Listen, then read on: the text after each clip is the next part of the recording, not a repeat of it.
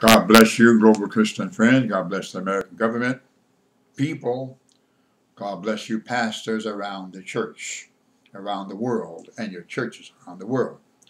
Look at verse 20 verse 12, because verse 12 is as important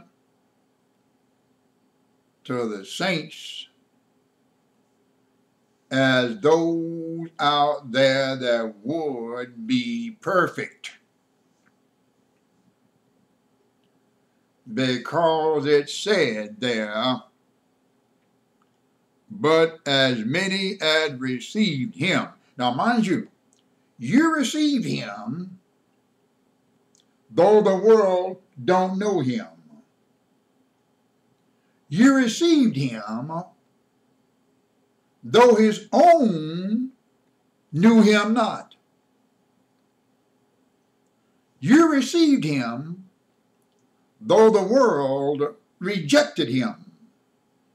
You received him, and as the reward for receiving him, though his own rejected him and knew him not, though the world knew him not,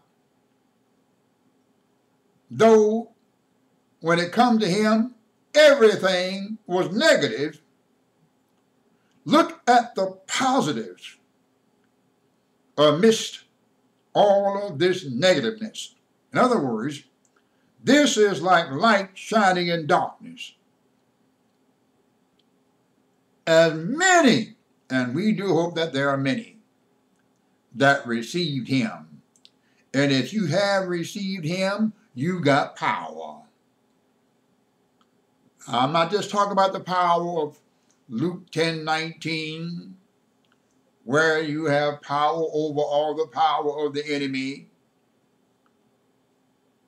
I'm not just talking about Luke 10:20, where you have the power to make all spirits subject unto you. I'm not talking about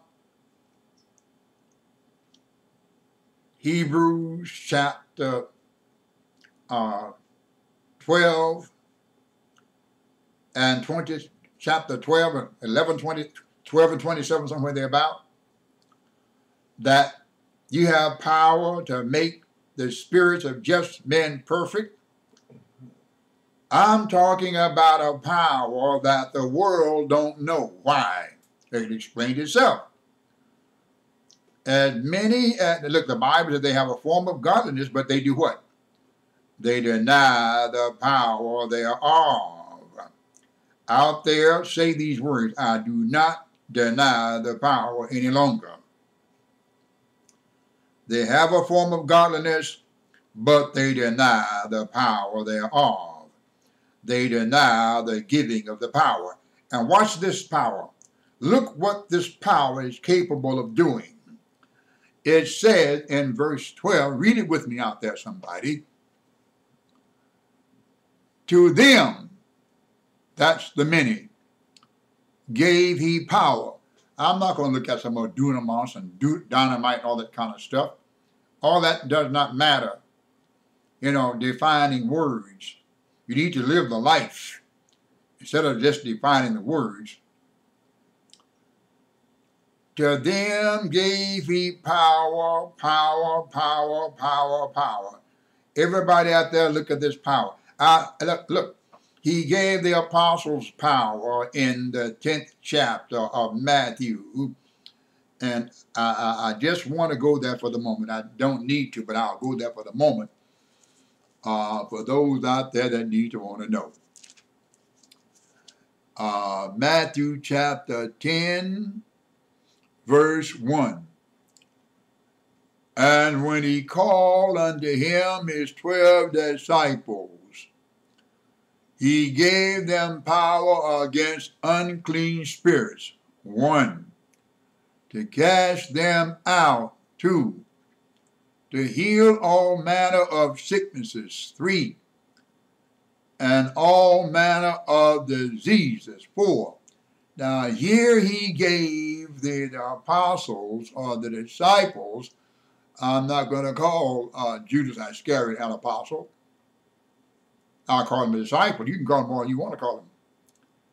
I call him a disciple, not an apostle, because apostles don't do betrayal. All right? Apostles do martyrdom. They do not do betrayals. Y'all understand that? And we talked about Andrew. Andrew died on an X-shaped cross. An X-shaped cross. He was martyred on an X-shaped cross. The Apostle Peter crossed upside down. His brother Andrew, X-shaped cross, martyred. So apostles don't do betrayal, but they do martyrdom. The Apostle Paul beheaded, martyrdom. They don't do betrayals. All right? Apostle Matthew, Ethiopia, slain. All right? James, the sword. Apostles do not do betrayals. They do martyrdom. Mm-hmm. Therefore, I will not call him Iscariot, an apostle. But the Bible here didn't call him an apostle either. He called him the 12 disciples and gave them power. And he told you who he was. Have not I chosen 12? And one of you is an adversary. All right? Now, when he called them apostles, he did not include Iscariot in that one. All right? That was a tent peg that was not raised to that level. Now, that power to become the sons of God. Think about that statement. Power to become the sons of God. You don't understand what it means to be a son of God until you begin to understand all the mythological sons of God and all of that garbage and all of that rhetoric that take place. Look, I don't mean no harm. But when you go over into the 8th chapter of the book of Acts, Romans, 8th chapter into the book of Romans, you're going to find out that it says there, 8:19, for the earnest, Romans 8:19, for the earnest expectation of the creation, wait for the manifestation of the sons of God. Think about that statement. Think about that statement. Think deeply about that statement.